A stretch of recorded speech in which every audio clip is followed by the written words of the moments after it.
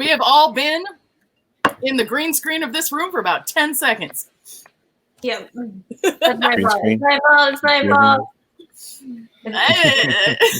I was saying, I was like, oh, this will be interesting if it's a solo show. It's not good. Usually I'm the one who's running late, but today we flipped the script. So who's neurons, who's fried, and who's deep?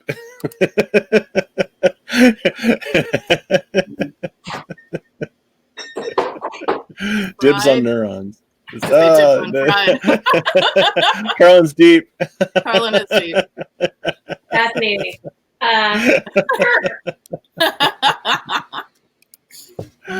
Is Carlin mixing a new drink? I think she's doing something like that. Yeah. So this is the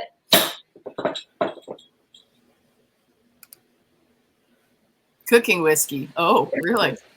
The Todd's good whiskey gets kept in the liquor cabinet. This is just like run of the mill. You can drink some of the good whiskey. I can't. You're allowed. This is worthy. You have to drink cooking whiskey. Welcome to Deep Fried Neurons, where we periodically have taglines, but not today. Yes. How about this? Ho ho! How many shots are in this? No. I'm thinking now you're cooking with whiskey. Oh, there you go. That's good. Sure, that'll do. Oh man, do you realize we didn't? I don't think we did point out that last week was our 30th show, or did we? I don't believe we actually pointed it out, mostly because I find it very depressing. It's a little bit of a downer, but yeah, we. It is a weird thing, and like today, as I was doing the blog post for the day, I definitely had to like, how the fuck are we still doing Deep Fried Neurons? Like. Why is it still required? Why is it still a thing? Like, why is it still a thing? I'm glad you feel so nice about it. Yeah, I feel good about it, but the whole it's meant to be filling a because no one can go out and see each other in person. We're doing Deep Fried Neurons. Like the fact that it's still like because no one can go and see each other in person. Like we're still gonna be in that situation for probably at least another half a year. I know. No, it's like the year's almost over in like 2 weeks, and then it'll be 2021. So it'll be I'll be good by then. And thus, it will not be 2020, and thus everything is okay. It was just a confluence of the current numerical system. 2020 turned out to be bad luck, but 2021 totally different. Okay, so Todd, you're drinking Writer's Tears. Yes, and also beer, but not mixed together. Ooh. More like on top of each other. Well, mixed together in your stomach. Yum. They are eventually mixed together. Yes. A fine Irish whiskey, Writer's Tears. I recommend it. This one's almost gone. So I like conservative tears. Did we ask Santa for more whiskey? Male tears. Well, there is some alcoholic stuff under the tree, which we have a tree.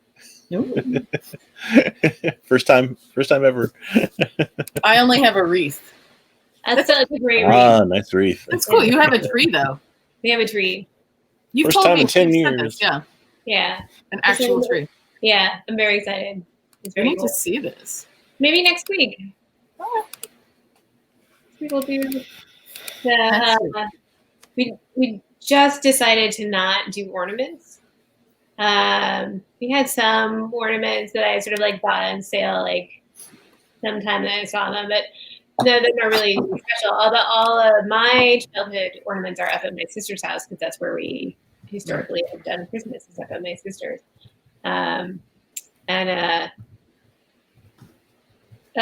So like it's so nice with the lights. It's so twinkly. So twinkly. So twinkly. And so hopefully by next week we'll have some algorithms running on the RGB LEDs on our tree. And we'll show this off. Algorithms with cat-based sensors. So when the cat jumps on the tree, it'll play different. Not bad. Cat stuff. Although I'm very disappointed that the cat has shown very little interest in climbing up into the tree, which is, kind of what the hope was. He don't have any ornaments on it, so there's nothing for there are no birds for him to eat. You know what I mean? There's no. Yeah. There's no we could do that. We could hide cat toys in the tree. Mm-hmm. Capture a bird and put it in the tree. Got it.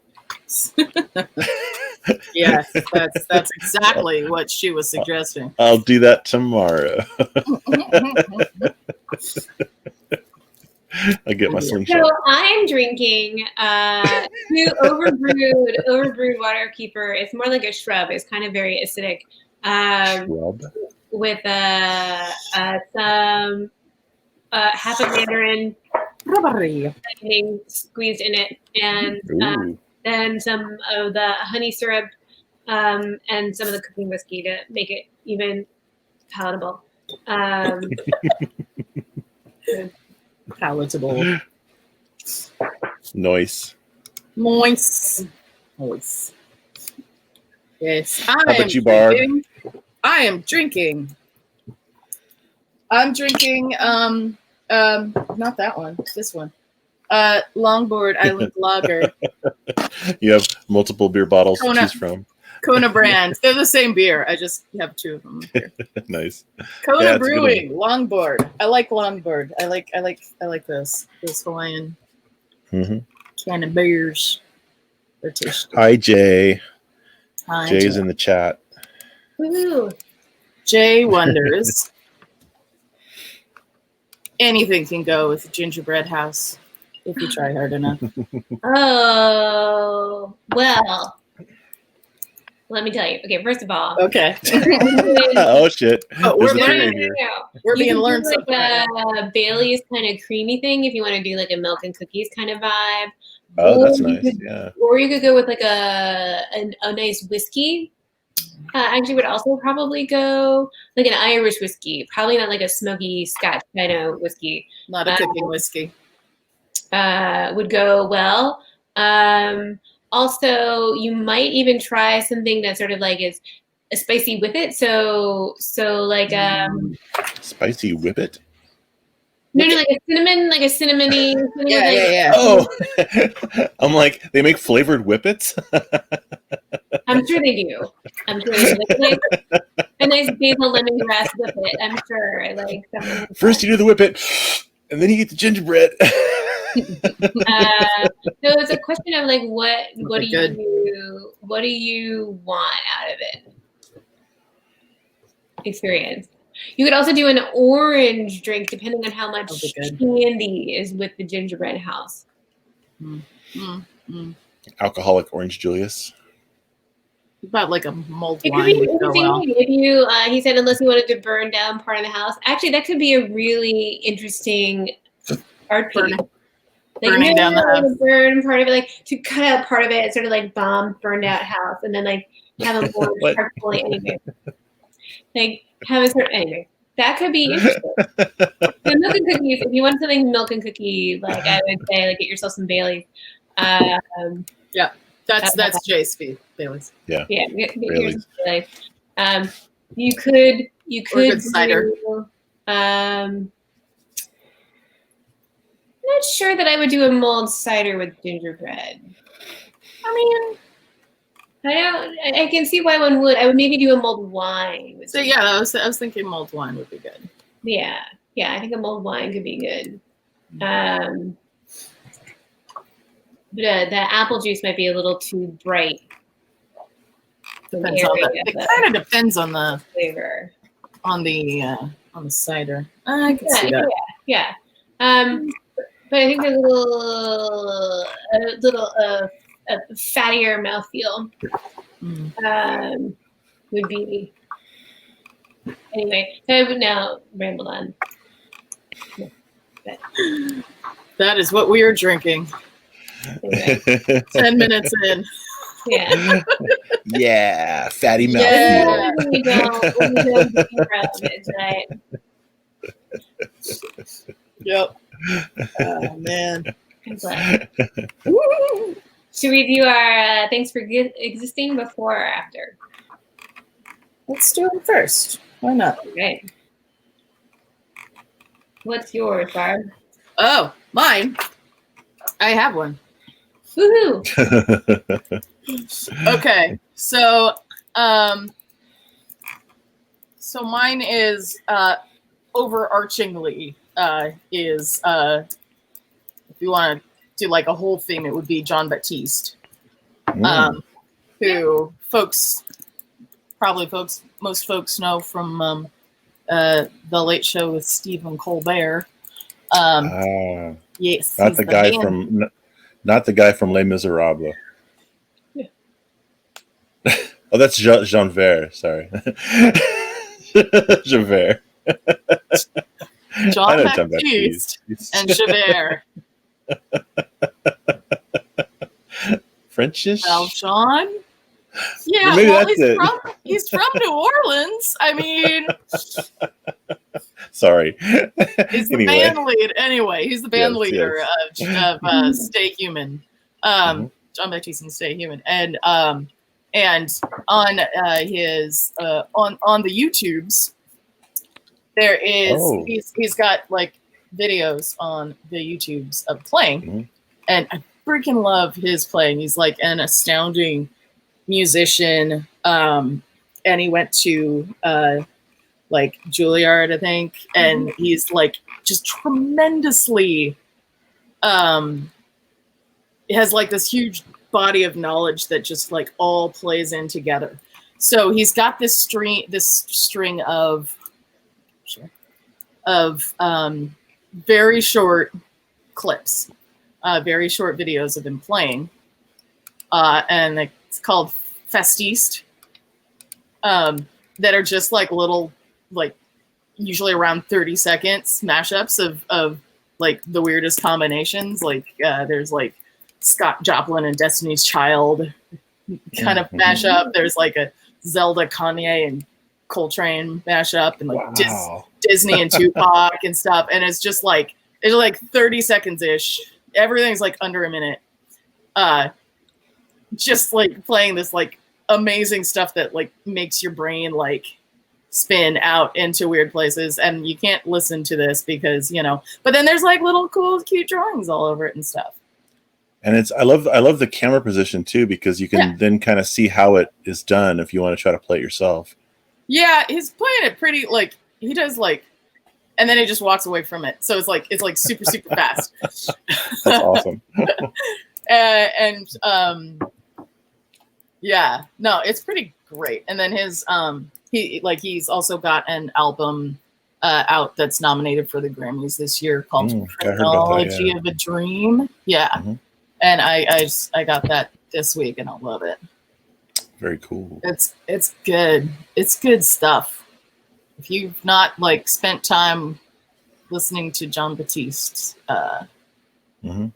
take this recommendation. Yeah. Very cool. Thank you for the music recommendation. Yeah, music. Music. Yeah. Who else is thankful for things existing? All right, I'll go next. So I have one main thing. Well, yeah, I guess I'll just do the one main thing. And I'll share my screen, I guess. Here we go. That's one thing you can share. Yeah. So Mars helicopter. I don't know if you're aware, but there's a Mars probe heading towards Mars. It'll be there next year sometime. And it's got a little helicopter, a little drone helicopter. Nice. And it dropped, like the main rover kind of like drops it out of its butt, and then it drives away, and the helicopter takes off and kind of sees what's going on all around. And the probe watches it. It's very nice. And the probe is just sitting there with VR goggles as it's flying around. Yeah, exactly. And so if you know anything about Mars, this is kind of an amazing thing because the atmospheric pressure there is something like 1/10 what it is here. So there's not much air to fly. And so how does it fly? But it's like got solar panels. It's fully autonomous.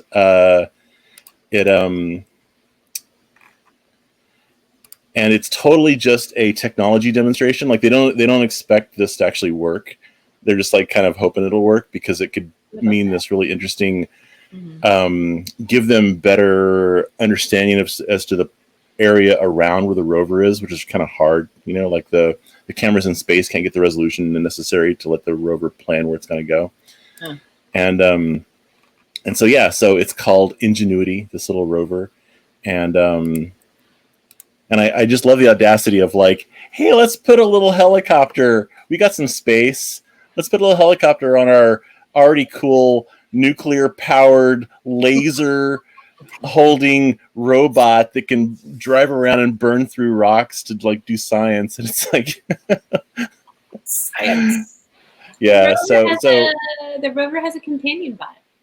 Exactly. It's totally a little companion bot for it.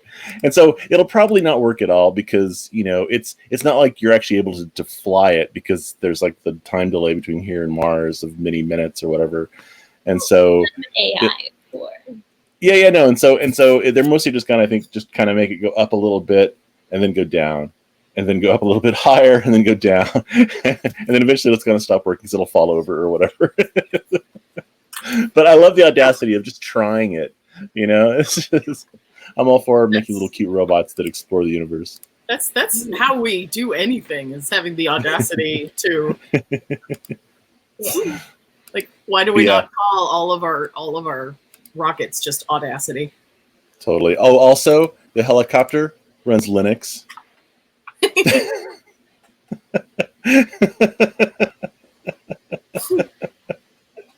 Open source on the Mars.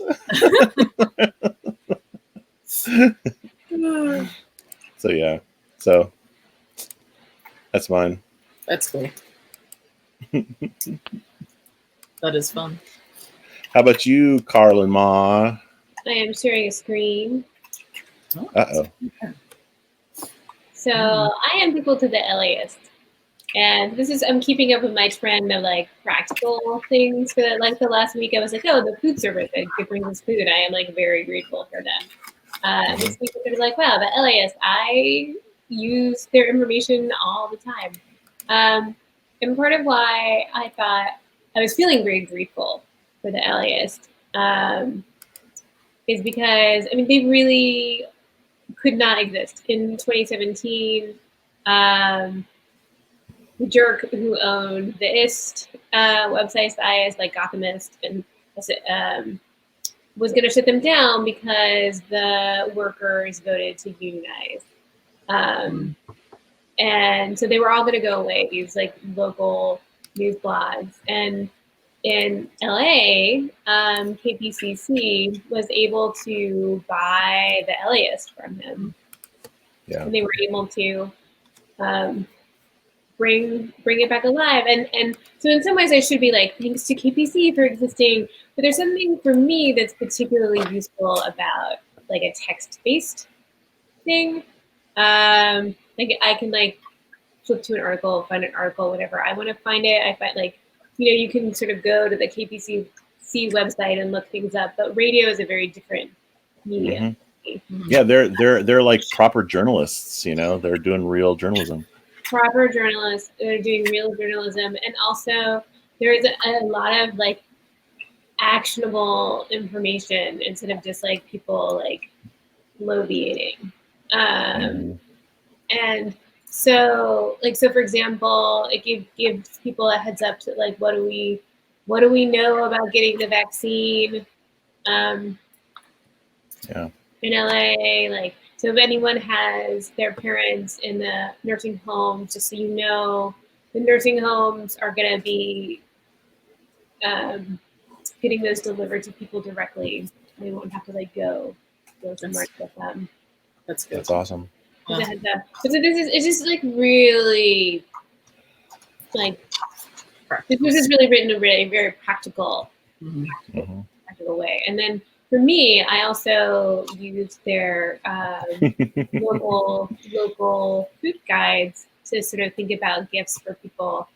Like, how can I support local businesses and find things that are sort of like interesting to give people.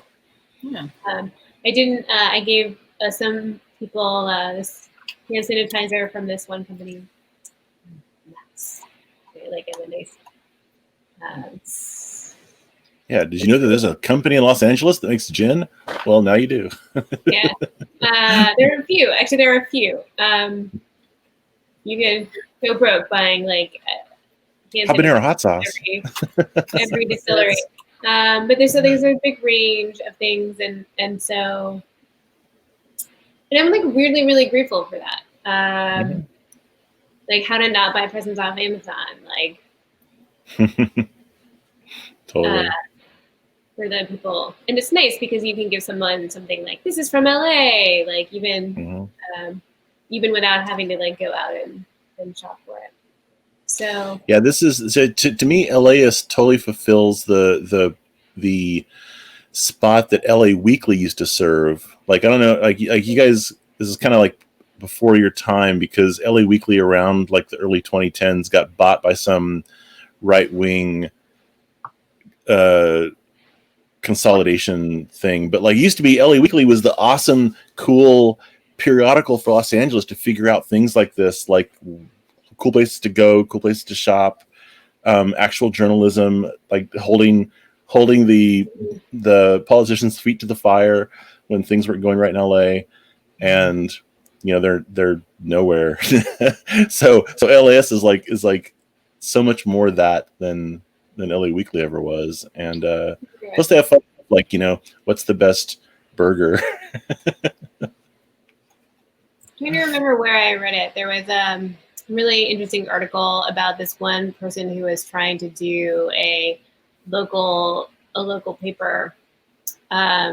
After years, though, he just ended up having to give it up because he was in such a small town, and he like ended up going to work for City Hall because that's what he could do, doing their PR things. And so I'm just really, I feel really lucky to live somewhere where there is a paper like the LAist, or an organization like the LAist, like nonprofit local news. There are a lot of parts of the country that don't have anyone really like helping them stay informed. That's like owned by locals, run by locals, and so it's been really valuable. I use it all the time. Very cool. Yeah. Thanks, LAist, for existing. Yeah. By Todd Bot Dollar. Can you just spam our chat? What? Todd, I've been great. That's not me. That's somebody else. Somebody's hacking me, I guess. Yeah, I'm just telling. Oh no! Somebody hacked me too, and now we can't see Todd's actual face on the actual stream. Oh shit! Help! I'm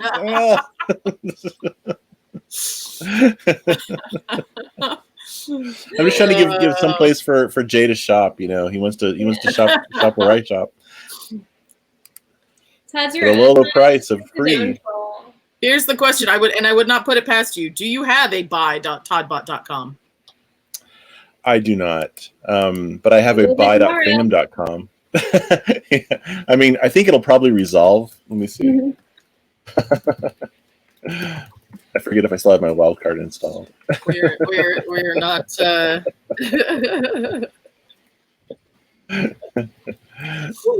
right, clearly I gotta fix that. It doesn't work.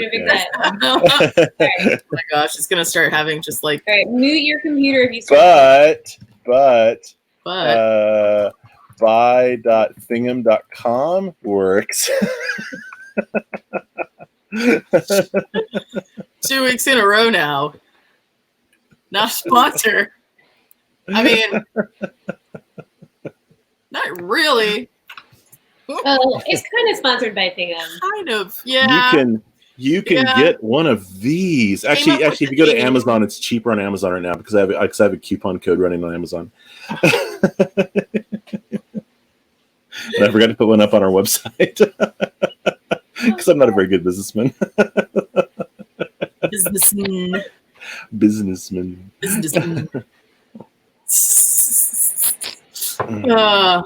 Anyway. Yes. So when is what did we make this week? Should we go first? Yeah, I went first last time. You go first this time. All right. Oh, I'll get the. Or should I go first while you get things? I only need to get one thing. Todd, do you want to start it off? Talking about what you? Yeah. Sure. So we are doing if you are a first-time viewer, we are doing a sort of Advent-like calendar, but with 31 spots for the 31 days of December. And we've been using the Axie Draw to create a little sort of tree shape with 30 millimeter boxes inside of that we draw a little piece of art for each day. And there's the tree that Carlin's got up on the screen. Why are they not 31 millimeters? No. Oh, why not 31 Why millimeters? not? That would have been smart. Yeah. Okay. But yeah, sorry. Yeah. I mean, because it was a leap year.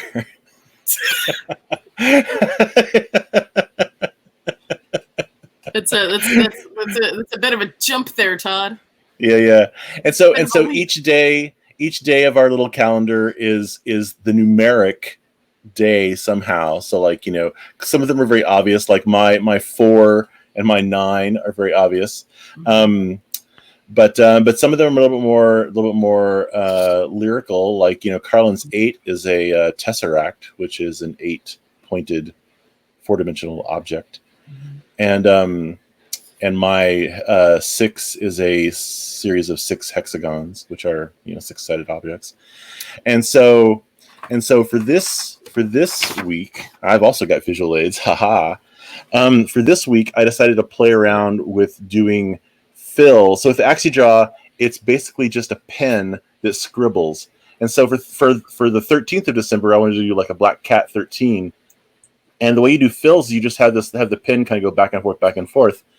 And if you have it go back and forth too sparsely, it looks like the photo or the image on the, what is that, left? I don't even know. Yes, that's the left. But if you do some tuning and adjust it, you can actually get proper fill. And the little kitty cat ends up looking pretty good, I think. Nice. And then for the other experiment, we got some multicolored markers. So like these are the very like precise markings that are going on here is done with what's called a technical marker. And so I decided to like try the extent of that and like, oh, can I do all the colors? And so this is a little for the 12th of December, I did 12 little ornaments, all colored differently. And I didn't quite do the alignment very well in this one. But on the tree, on the actual, this is a piece of test paper. But on the tree, it's all very well done. And then for the 11th, I did 11. Get it? Hey, wait. The pen looks like it dropped right where the nose is. Is that? Can we interpret that as the nose is bleeding? That's awesome. Also, the pen drops to the right on the eyes. So it looks like the like elves doing kind of a side-eye thing. What's to the side of the on the tree? Oh, I don't know. What is to the side of the tree? What is L side-eyeing? L the elf. It looks like he's side-eyeing. Yeah. and then was he side-eyeing? Side-eyeing 10. Oh, 10, yeah. He's like, I don't know about obelisks. Seems slightly phallic to me. Although actually he's kind of excited by it. He's like, oh. Yeah. He's like, oh, obelisks. I'm into that. Okay, so what we're saying then is that this is a gay and or bi elven elf. That's right. And then for the last one, the last one for 16th of December, I decided to do the numbers 0 through 15, the 16 first binary digits in sort of a abstract fashion. So that's binary counting up from 0 to 15, which I think is kind of cool looking. But anyway, so those were my little things for this week. Looks a little Scantron. Yeah, a little Scantron. Yeah, I originally had it with like actual literal ones and zeros, and it looked way too literal when it's something a little bit more interesting than that. Yeah. But I also was very interested in playing with the fill stuff with the colored markers, which Carlin then knocked out of the park with some of her designs. So. Oh, thank you. So your alignment was much better than mine. Wow. I'm a little uptight. But I think one of the things that you noticed was that it's much easier to get the alignment right when you're using all of the markers from the same sort of line of markers. Yeah, when they're all the same diameter, like trying to use like, say, this marker and this marker, it's possible, but they have different diameters. And while that the diameter difference might just be a few like tenths of a millimeter, it's enough to totally make it look like a really bad comic book with a color not aligning. Yeah. These are the markers. So because they're all the same diameter, when you put them in the AxiDraw, like it's just like you don't really have to check the alignment again. I think you were telling me that the reason why the ornament test went wrong was because you tried to switch back to the Pigma micron for the black. Yeah. Yep. So what'd you do, Carlin? Yeah. So I was trying to figure out like what to do this week. I had a little bit of trouble figuring it out, and one of the things that I noticed as I was sort of investigating these numbers was that 14 is the atomic number for silicon, and so I thought, oh, hey, like maybe I'll just do the elements. And at one point I was just going to do a periodic table of elements square for 14, which I may do, I may do later when it's a higher number, because that'll be an easy thing to do. Put on a reserve. But then I started researching silicon, and honestly I had a bit of a false start. But I do actually want to share, hold on one second. Let's do this. Share screen. Application window. I'm going to share LAS. We've already seen this screen. I know. She's really thankful for the LAS. I am really thankful. Have you heard about our Lord and Savior LAS.com? Oh yeah. Remember last week we actually never showed. Thomas Edwards told us about his box cutter, and we never. Oh yeah, cool. Showed it anyway. Wait, what was this? This was Thomas Edwards put a link in the doobly-doo as and we never showed it, which was unfortunate. Okay, well now we're showing it. Now we're showing it a little belatedly. It's very cool. So this is all in some of the links that were mentioned. I'll put buy.thingam.com in next week.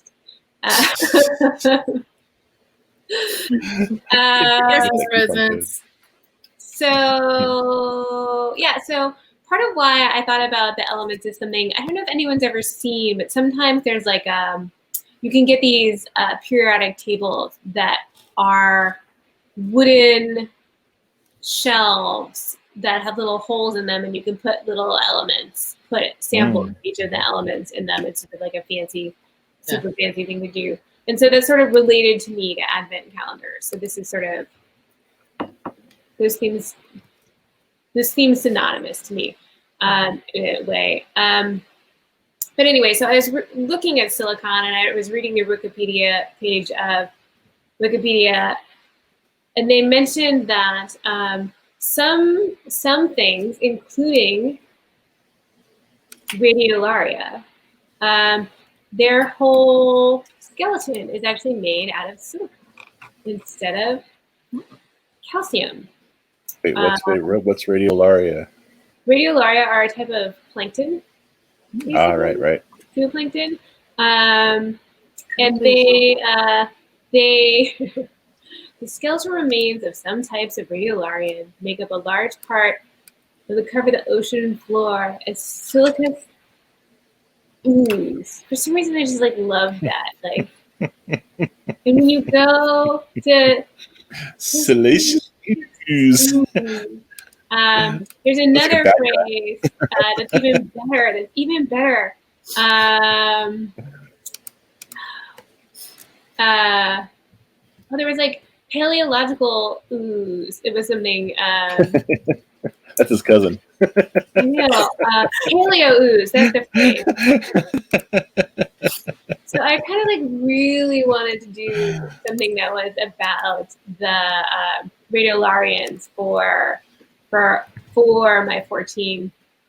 And what was interesting is when I was started to try to do some more research about radiolaria, there is actually I had not realized that one of my favorite people is, I really should have done these folks as that. I should have really done nervous system as things for existing. Nervous system, they do really interesting. They're focusing more on jigsaw puzzles right now. But they do really, really cool stuff, really cool generative stuff that you can use their tools and buy things. It does seem like the Radiolaria one is put on hold, maybe temporarily.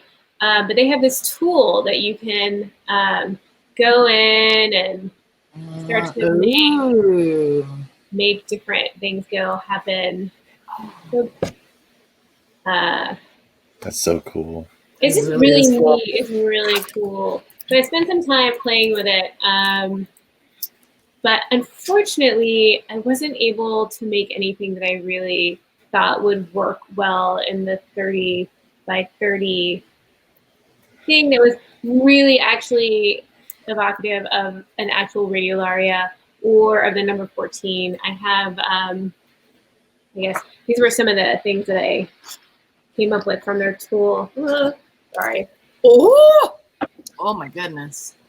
And they were neat, but I didn't think that the pen plotter would be able to pull it off. These are laser print. I wasn't confident, and also the SVG file that I was able to pull off their site like needed a lot of work in order to get that would plot. And so I may come back to this. It's like really interesting. I was thinking this week that I was going to end up doing a lot more generative things, but I spent so much time tinkering around with that tool, and that I really like wasted my time budget on sort of like a false path for 14. What I ended up doing for 14 instead was, here we go. I thought about one of the things that I most love that's made out of silicon is the AT-Tiny class of chips. So I made a little. This is my Lord and Savior, the AT-Tiny 85. So yeah, I copied from the data sheet the footprint of the. I can't believe you drew that all by hand. Like like it was, yeah. Yeah. So I should have recorded a video of you doing it plotting. Yeah, I drew it by hand. So I mean, I took the measurements off of the. It wasn't very hard. Honestly, I took a screenshot of the data sheet and then copied it, like traced it, and then but used the actual dimensions in the data sheet to make sure the top part actually is the right dimensions, and then. Nice. So we could stick we could stick a chip through there and it would fit. Yeah. And then maybe we should do that for the tree, for the actual tree. Stick it in and like hook up some LEDs to it. Oh yeah, that would be cool. So that was that. You can see underneath it is the beginning. The second step in thinking about the 15, which is phosphorus. Phosphorus, really interesting. Go read about phosphorus. But one of the things that uses phosphorus in our day-to-day lives are, and other things for existing, honestly. A lot of these things are things for existing, like things being that made out of this element, are matchsticks, matchstick heads. So I drew one. We have matches. I tried to draw it. And then I tried to think about how I could draw it for the taxi draw, because it's tricky. It's tricky. So Todd got really into flood fills this week. I might pull away from flood fills because I don't think flood fills are what a pen plotter wants to do. Correct. In its soul. Like, I don't think a pen plotter is about flood fill. Maybe it is. Maybe some of them are, some of them aren't. And so, but I did end up doing for the match head.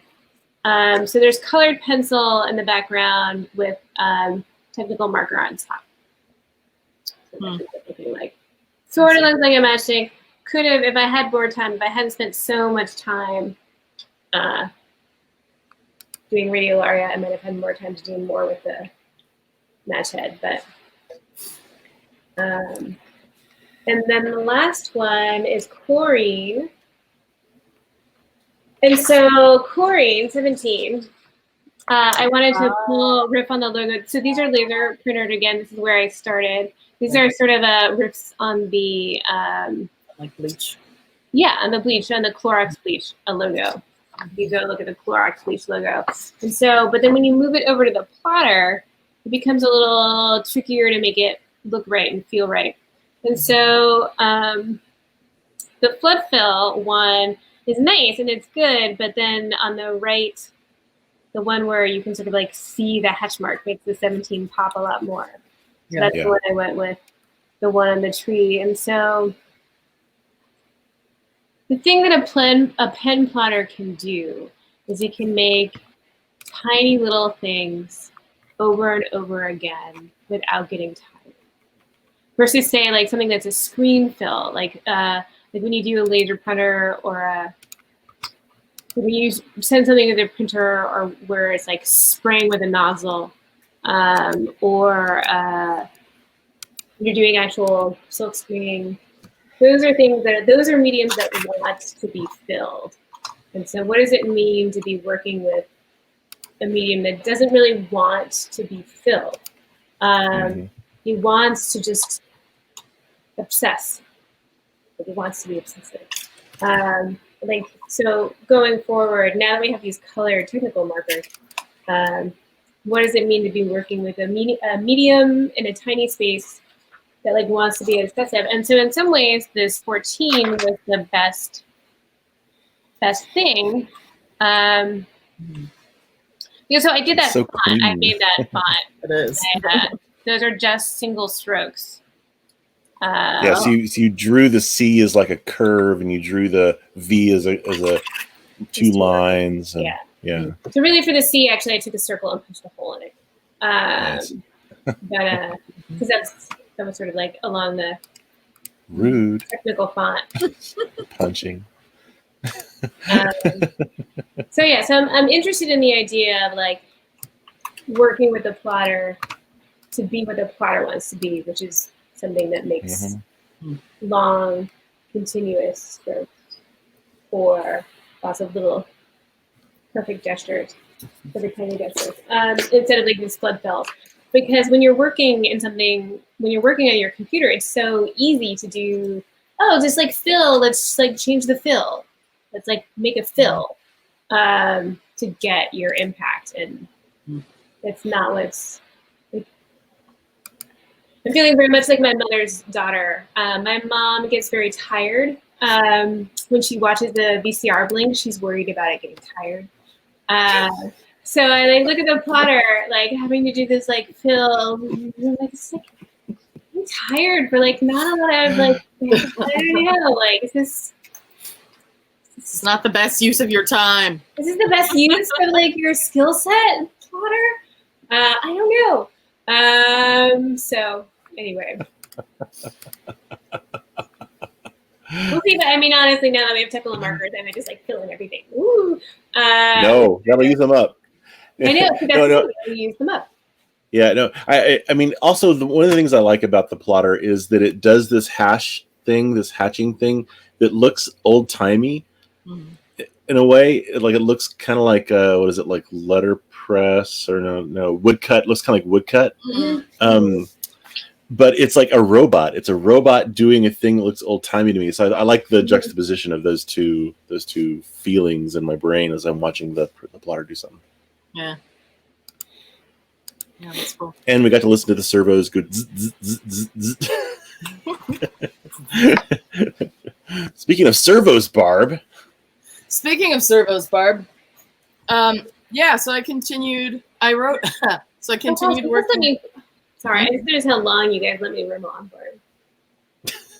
I don't even know how long you talked. No, see, this is I think an argument in favor of you being the deep of Deep Fried Neurons. Is that you go like deep into your research, okay? Like you always pull up the Wikipedia page and it's like, here is the etymology of this word. This is where it came from. And here's like the person who invented this also had a side gig as Oh, I did read a lot about the chemistry of matches. It's that's what I'm saying. Did you know that it originally not potassium, phosphorus? They originally isolated it from pee, from urine. This dude faked his own urine. Anyway, go ahead. Again, proven. It is canon. That's it. Oh man, no, that's good. So yeah, no, I'm liking this. I'm enjoying how deep y'all are getting with your letters or numbers, digits, whatever those flips. Digits. Speaking of, yes. So I continued working on Nixie. I'll start with like the good, solution thingy. The eyes are working now. I fixed the eyes. The eyes were doing that weird glitchiness. It looks so cool. It's not a hard fix. It's just like, when it starts acting up, I just have to kind of like some of the data just gets, come on, words. I just have to reinstall it. Those lenses really help make the eyes look more like eyes. Or those displays look more like eyes. They make them really big. It also kind of makes it more difficult to see, especially on like cameras and stuff. But the place where you can see both eyes is pretty darn limited. So like, I see that? Yeah. And like when I was putting this together, and you're getting more reflection, but like at a certain point, you're not going to be able to see the eye. When I was putting this together, because they are at an angle, I did break them.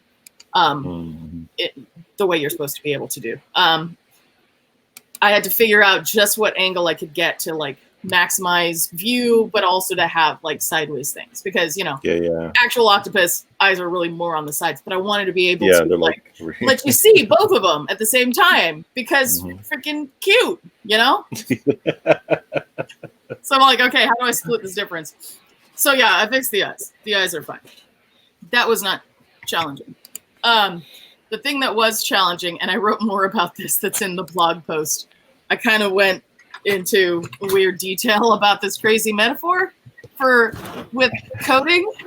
I don't know if you two read that.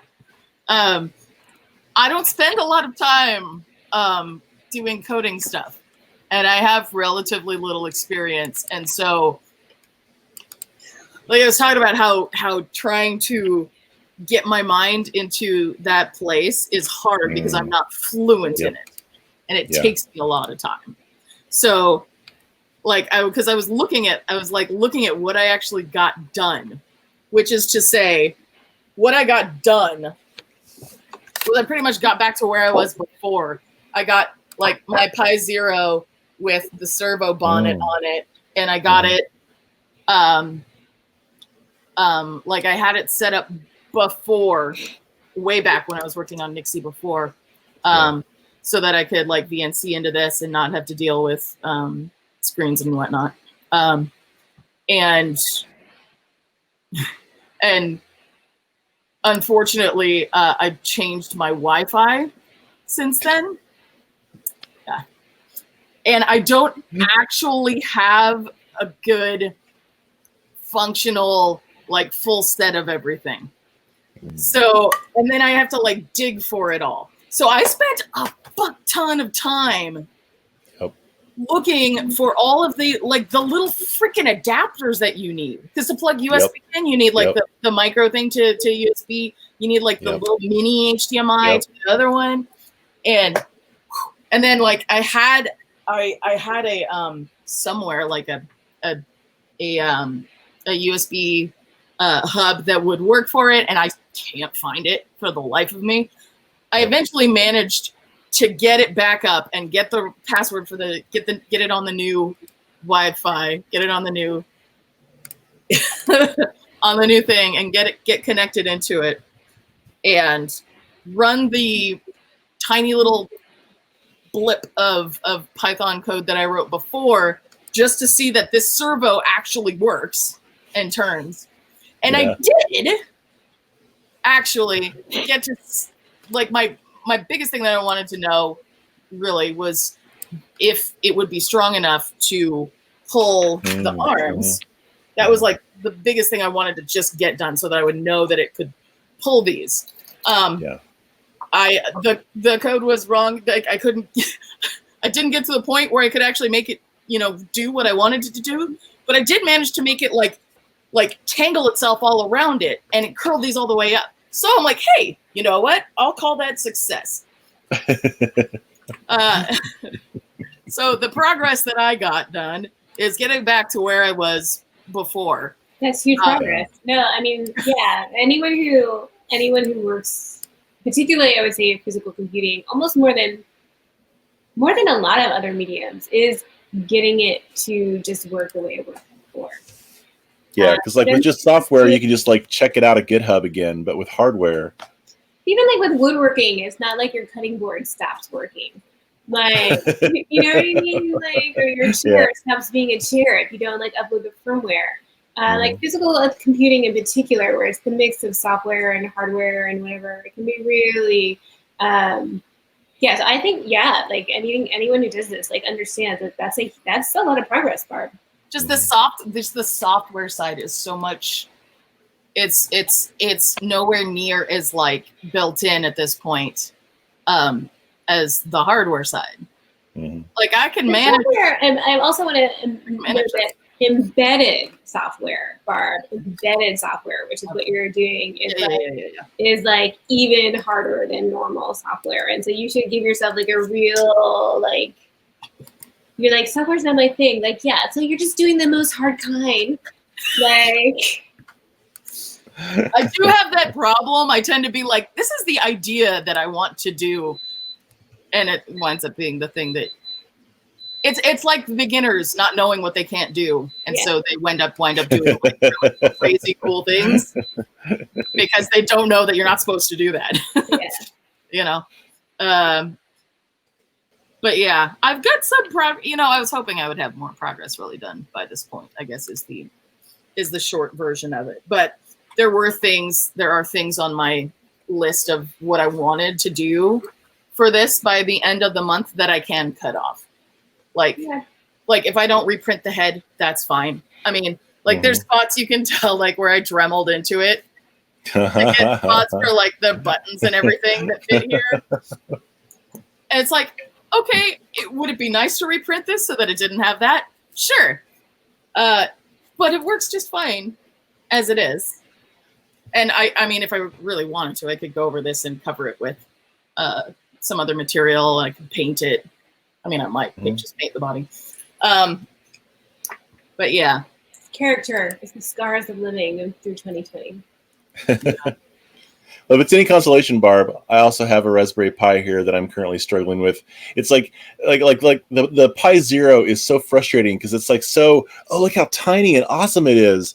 But then you need all the stupid adapter cables to make it do anything useful if you're trying to hook it up to stuff.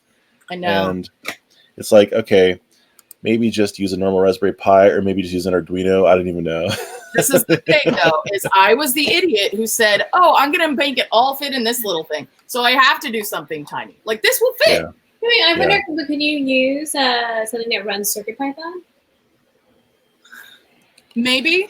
Yeah, maybe. I mean, however, maybe. Again, part of the another part of the reason for this, because feature bloat, is that I would love for there to be, for Nixie to be able to talk and to listen to you, to be able to record in audio, process it, say in pure data, on that little zero. Yeah, if you were just doing the displays and the servos, then maybe. But no. If I wanted to, So are you training your model? Like what voice recognition library are you using? Oh, I have no fucking clue. Okay, we'll get there. No. It's probably not gonna. No, it's not gonna do like. It's gonna be more like. Who was I showing this to? A.G. Bear. Do you know? Are you familiar? Teddy Ruxpin tape? No, I don't know. Yes. No, it's like Teddy Ruxpin, but it's not Teddy Ruxpin. This is pre-Teddy Ruxpin, I believe. But it basically, like, you talk to it, and it just recognized like sound, and it just went. I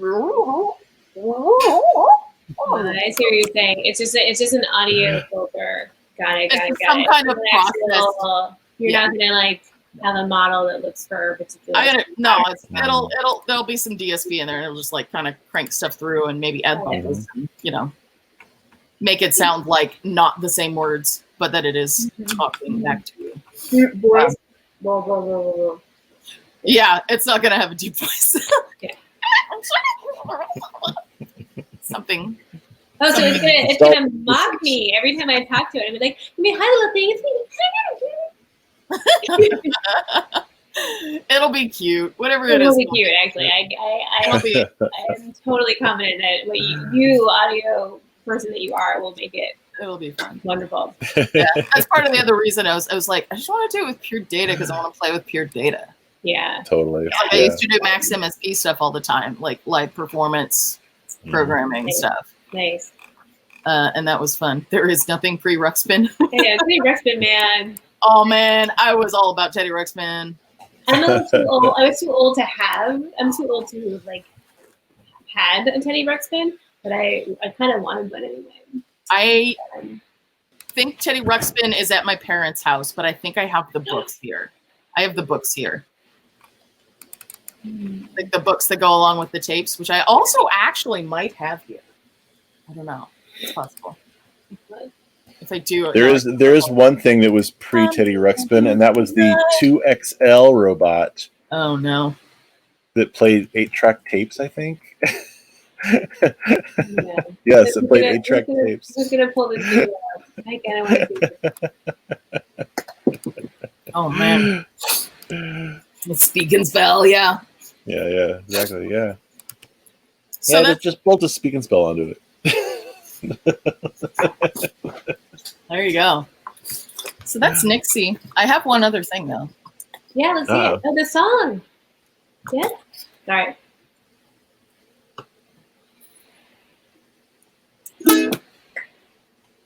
With accompaniment even. Okay. So if you remember, a couple weeks ago, I had, what did I do? I did the 12 days of Fishmas. Because this is, of course, for Fishmas, the holiday that is very distinct from Christmas, and also extremely distinct from the Icelandish fish marketing campaign. So this one, this is called Let It Flow. Hear me okay? Oh, the climate on shore is spiteful, but the waters... Oh my gosh, I'm not going to be able to do this. Oh, the climate on shore is spiteful, but the water's so delightful. And since we live down below, let it flow, let it flow, let it flow. Folks are out going shopping, but the case rate's hardly dropping. Well, you can keep your ho ho ho. Let it flow, let it flow, let it flow. And the creatures all swim down low. Though it seems an unlikely descent, just to bask in the radioactive glow of a of a deep hydrothermal vent. Well, the manta rays are flying, and the eels electrifying. The salmon's tucked in their row. Let it flow, let it flow, let it flow. And the creatures all swim carefree on the stage, just spreading good cheer from the base of the deep from the base of the deep briny sea to the Santa Monica Pier.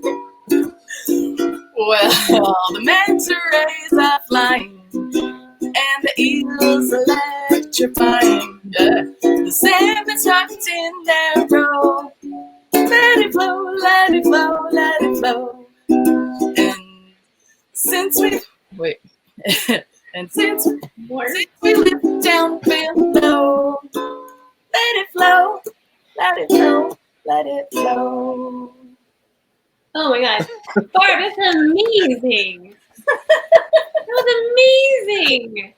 The lyrical stylings of Barb Lauren. Oh my gosh. That's so good. Oh, that was fun. I should record that so that it's actually almost something. You can totally record that, and then I'm going to send it to everyone. The true meaning of Fishmas. Just Make an album of all of these, like, parodies.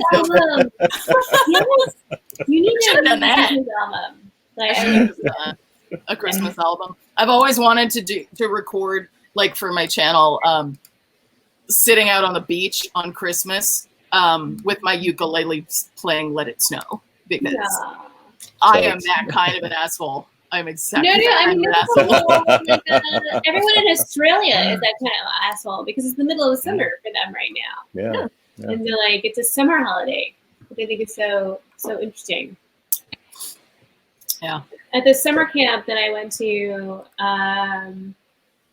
we celebrated Christmas in July.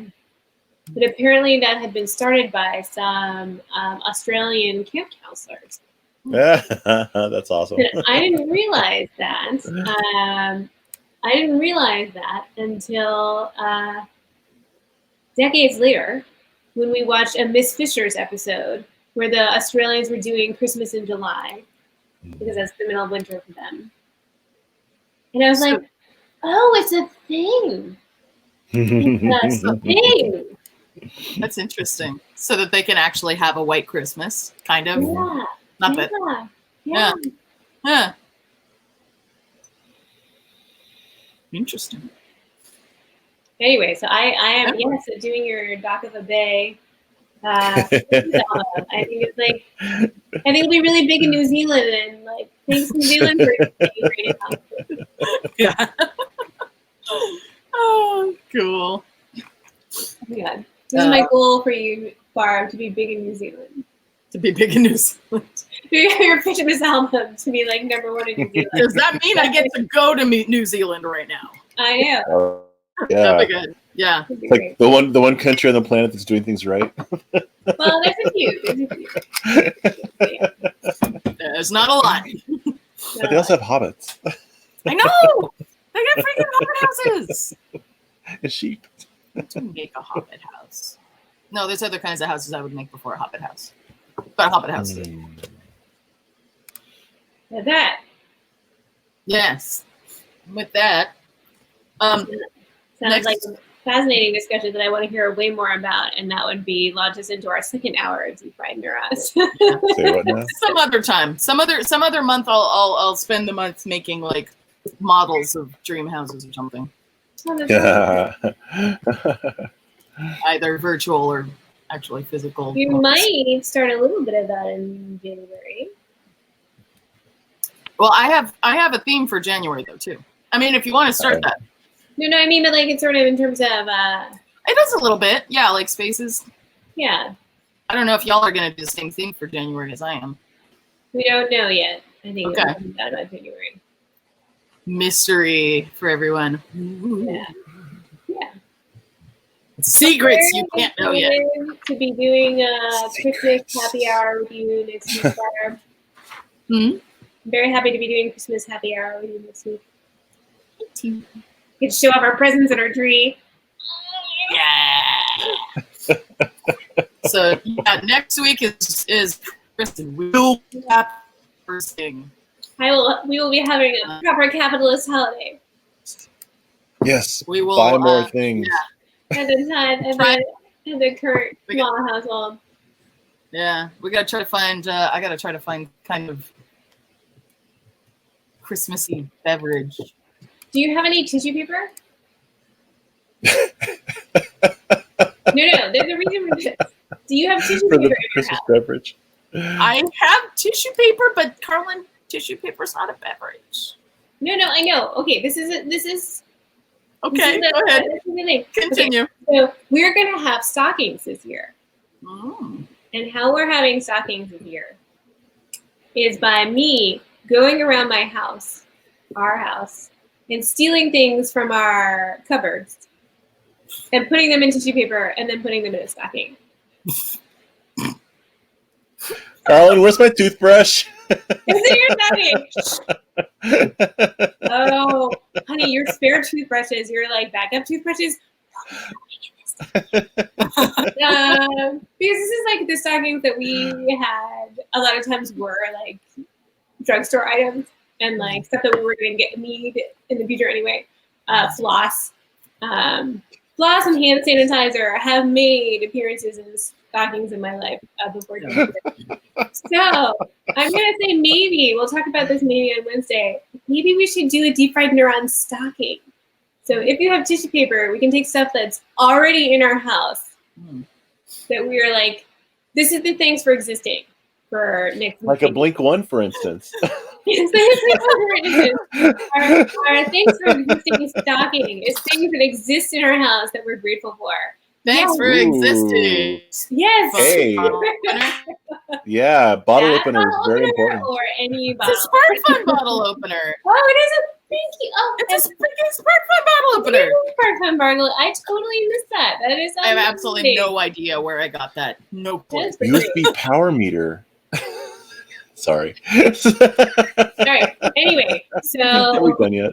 I am putting out there that we need to do the things versus things stocking edition.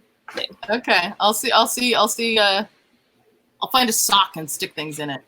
Perfect. Ping pong ball. Okay. I have those. I have ping pong balls. Anything goes. Right. Ping pong balls make great diffusers. Thank you Man. for using ping pong They balls. do. They're excellent diffusers. They're really I good. can't wait to see you until the ping pong ball stocking edition. Yep. Well, Cheers. everybody have a good week. See you next week. Cheers. Cheers.